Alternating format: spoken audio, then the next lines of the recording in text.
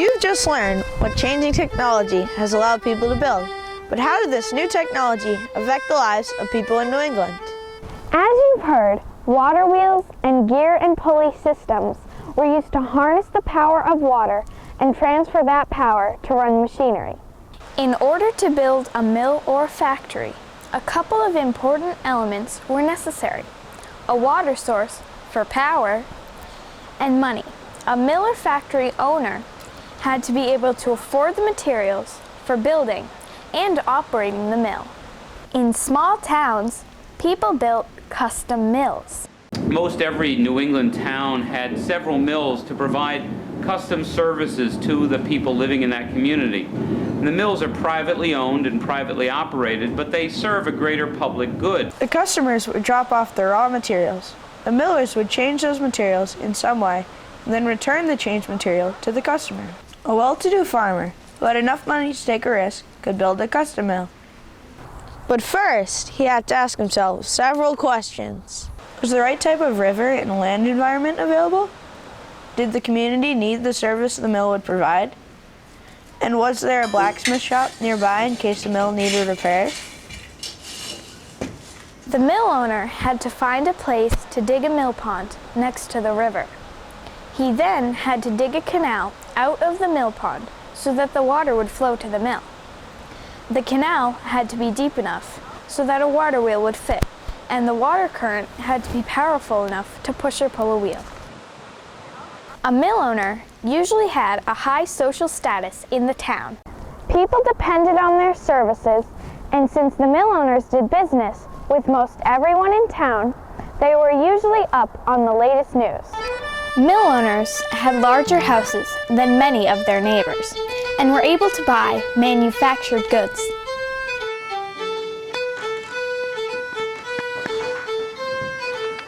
Usually the people that own them would often work in them or have a member of their family work in them.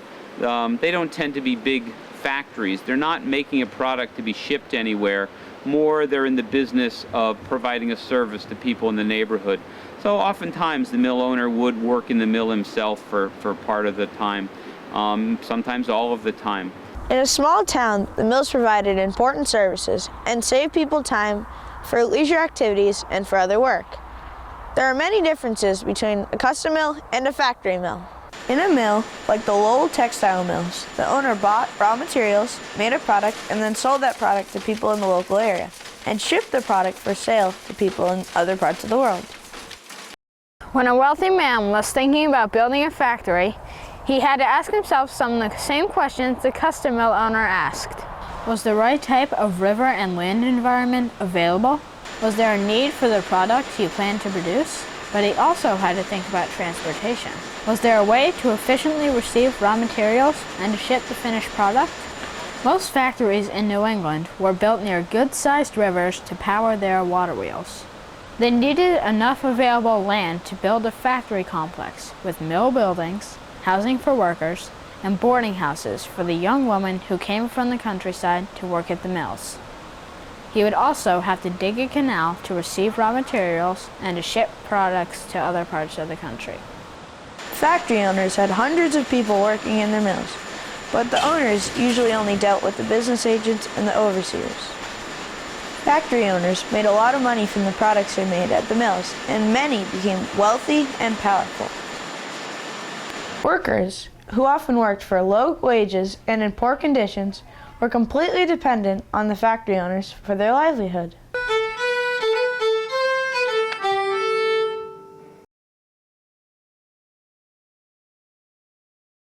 Owners of factories had many workers, but in the custom mills, it was the mill owners and their family members who worked in the mill, and everyone in the town used the mill. We talked to Tom Kelleher about how people used custom mills in a small town like Old Sturbridge Village, where they have a sawmill, a grist mill, a carding mill, and a cider mill. We asked Mr. Kelleher how many people use the mill a day. It depends again on the mill and the neighborhood and the time of year and what they're doing. A grist mill might well have 10 or 20 people coming to it in the course of a day. Most people are going to go to a grist mill at least once a month, and especially in the warm weather. You might go a little more often. You might go once a week or every other week, especially if you live near the mill. But once grain is ground, it starts to spoil, especially in the hotter weather. In the 1800s, the cost to use the mill varied, and sometimes the miller was not paid in cash. The millers were allowed to take about 1/16 of the grain, so if you brought in a bushel of corn, they would take 2 quarts as payment. There are 32 quarts in a bushel. It was about 5 cents to have your wool carded at the carding mill, where they would untangle your wool. It's about that because it would be a little more money if you had fine wool and less if not. This is the blacksmith shop, another important business in the town. The blacksmith repaired mill equipment and made some of the small pieces of mill machinery. By working together, these small businesses provided a living for owners and services for the townspeople that made everyday life easier. Factories needed hundreds of workers and people from farms and small towns, as well as immigrants and young women who didn't have many other opportunities for employment, went to the cities for jobs. When people went to work in the factories, their lives changed dramatically. First, they were paid in cash, which for some people was a new experience. But the rhythm of their lives also changed. Now, instead of the sun deciding when workers started and stopped, there were bells. A bell summoned you to work, and a bell told you when to end. June 29th, 1836. It's been almost 1 year since I first started work at the factory. A year of working from sunup until sundown in a humid, foul-smelling room with hundreds of deafening machines that keep me busy during my 14 working hours. It's so different from my life back at the farm. There, I had the sun and the weather to control my work days. Now, a bell and a clock control my life. Nothing has changed much since I arrived here in Lowell, except I'm now being paid 50 cents less than when I started. The only reason I came to work here was to have some money of my own, to feel like my work was counting for something. And now they're taking what I've worked for away from me. Conditions haven't gotten any better either. There are at least 5 girls in my boarding house that have come down with consumption, keeping the rest of us awake with their painful coughing. I cannot imagine working here for the rest of my life. I can only hope the future has better things in store for me. Sincerely, Rachel Wheelock.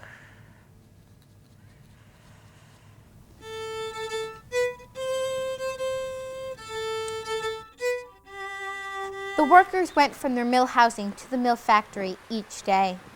During that long workday, they were crowded into a factory room filled with machines they were expected to keep track of. Isn't it loud? And you're only listening to about 10 machines running. Imagine the noise with 200 looms running at the same time. No wonder many of the girls had hearing problems after working in the loom room. Illness was also a big problem in factories. Since workers were in such close contact with one another, diseases such as tuberculosis spread quickly. With no cure, many workers became too sick to work or died. The owners found children to be very useful in the mills. Their bodies fit into places that adults could not. So children were often the ones fixing problems inside the machines where adults couldn't reach. In Rachel Wheelock's letter, she mentions her wages had been cut. The wages were fairly low for a 12 to 14-hour workday, but it was still money. But as the demand for products and available immigrant labor both increased, the workdays became longer and the wages became gradually smaller. Unions, or organized groups of people, would try to bring these unfair practices, poor conditions, and dangers to the attention of the factory owners and to the government. Unions held strikes for higher wages, but many people were too afraid that they would be fired and didn't join in. There were many immigrants coming to America looking for jobs, so a worker could easily be replaced. Unions also organized to protect children. Eventually, there were laws established in several states that anyone younger than 14 could not work in the mills. But at the time, these laws were not enforced. By adapting the technology of the water wheel to build factories for mass production, both the landscape and the lives of New Englanders changed.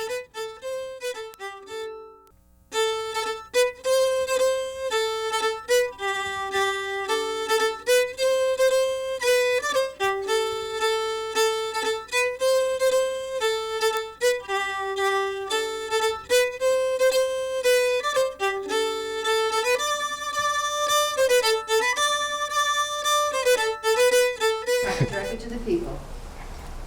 In there. Hi, little people in the camera. We're recording.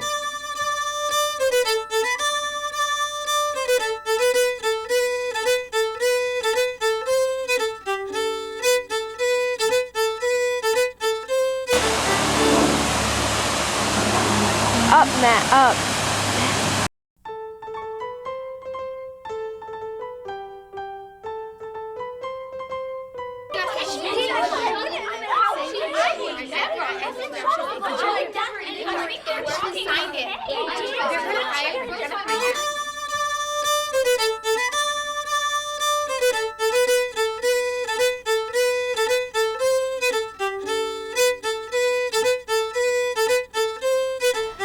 A river where a large amount of water passes. When setting up a water wheel, a channel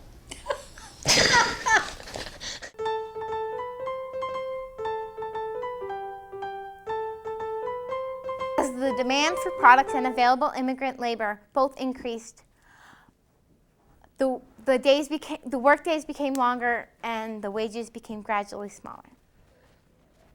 Do you like you there? That's where I was going to put it. I'm good. I like you there. There's too much sky. I feel very tall. That's very tall. The dead weight of the water in those troughs makes one side of the wheel heavy. And as that water falls, it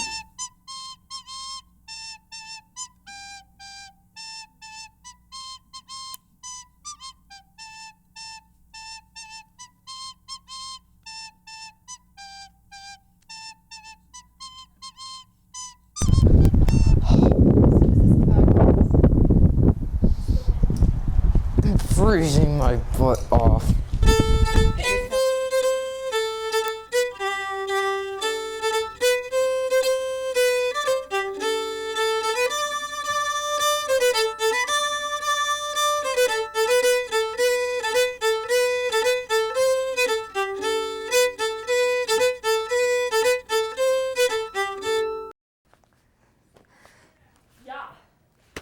Is this recording?